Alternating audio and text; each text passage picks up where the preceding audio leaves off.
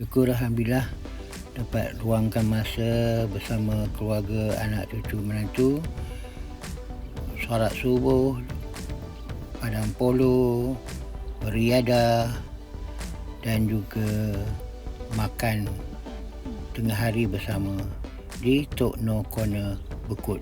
Memang lazat.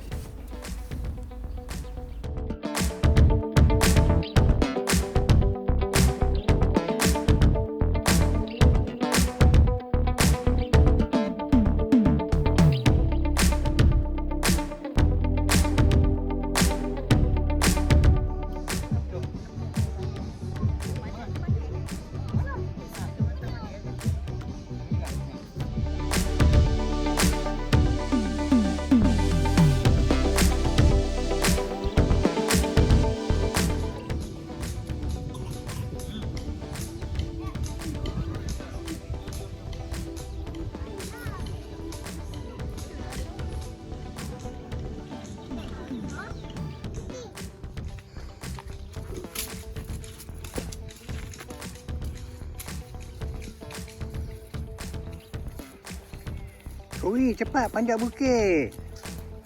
Panjat bukit.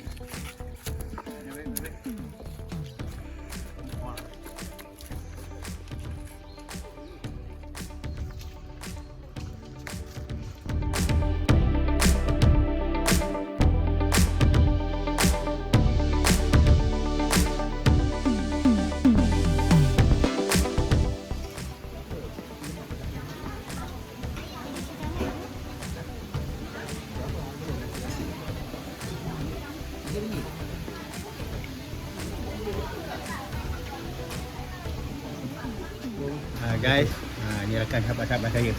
Memang apa nak panggil? Tak boleh samalah. Dia memang luar biasa. Memang luar biasa. Memang Allah bagi dia wisdom, kekuatan, kesihatan, rezeki untuk bantu rakan-rakan di belantara. Pengalaman sikit daripada Aceh.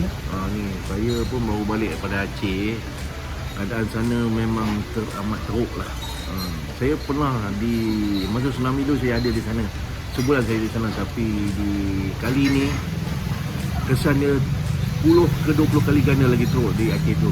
Kalau siapa-siapa yang nak membantu tu saya alu-alukan, kita jangan fikir pemerintah dia tu, kita fikir saudara kita yang di sana ni nak menyambut Ramadan, nak menyambut puasa, nak menyambut raya dengan ada rumah tak boleh duduk lagi. Sampai bila dia orang saudara kita di sana tu nak duduk dalam kemah.